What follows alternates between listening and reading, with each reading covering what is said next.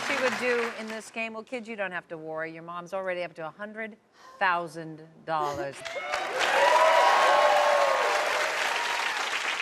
How are you feeling right now? I'm kind of overwhelmed because the funny thing about me is that people who know the way I play trivia and what I know that I know these really obscure, strange, literary, historical things that like nobody... the Shakespeare reference. Yeah. Yeah. Somehow these are easier for me, so we'll see what happens. And how do you want to spend the money?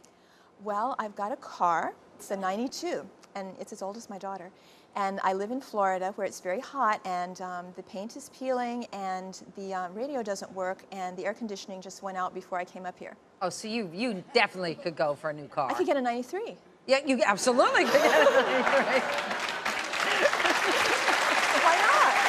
I think you could, Lyn. And then some. Lyn, you're 3 away from that $1 million check. You still have Switch the Question and my favorite lifeline, Yeah. Ask the Audience. And this is an ask these audience guys. absolutely that wants you to make $1 million, Lyn. Nobody would be happier than you. Going for $250,000, Lyn. Are you ready to play? I'm ready. Okay, let's play.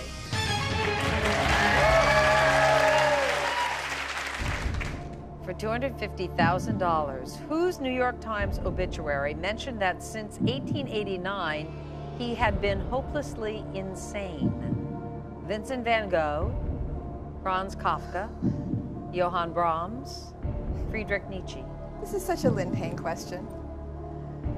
I can't believe that I know this. This is the kind of thing that I read a lot. I read philosophy. So I know this, but let me just, oh my God, let me just think this through, because several of these guys were not in their right mind. Hopelessly insane. Now Van Gogh cut off his ear.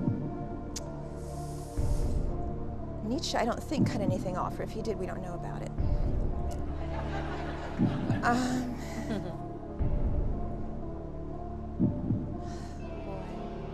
Since 1889. See, that's the thing. I know that Nietzsche was incarcerated in an insane asylum sometime in the 1880s. And somehow in the back of my mind, I remember reading in a biography of him that it was 1889. That number is just going Nietzsche, Nietzsche, Nietzsche. And if I say Nietzsche and I'm wrong, my kids are going to kill me. And then I'm going to be hopelessly insane. D. Friedrich Nietzsche. Final answer.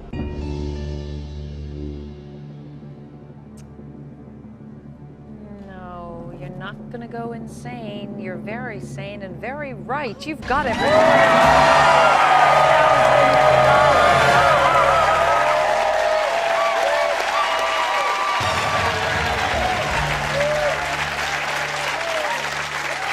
Wow.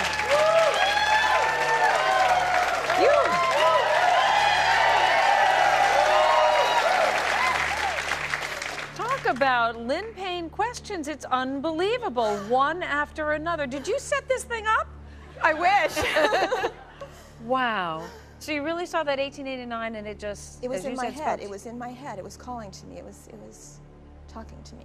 Well, maybe you are a little nuts, but that's not the point. You still got 250. Well, now I can afford the care, yes. My gosh, Lyn, you're now 2 away from $1 million, and you still have 2 lifelines. This is for $500,000.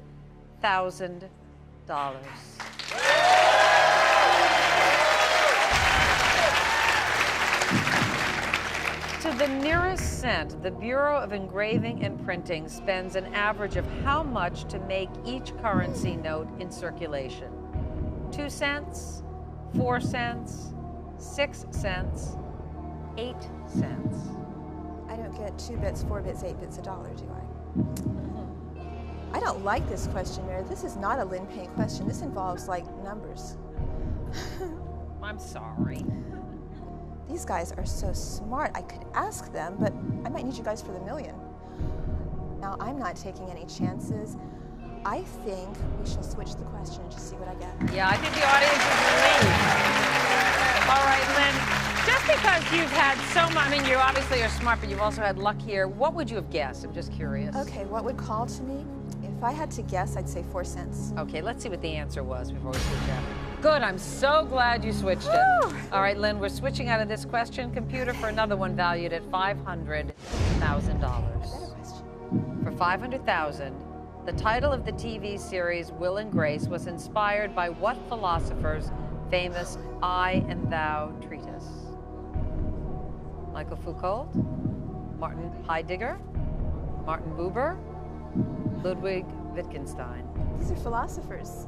I like philosophers. I know you do. And when I started to read that question, once again, you looked like you knew. I've read this book. Oh my gosh. And I and Thou, this is something I know, and sometimes it really helps to be a nice Jewish girl from Florida, because I know this nice Jewish philosopher, and I read the book, so I'd be kind of stupid if I didn't answer the question. So I'm going to say C. Martin Buber.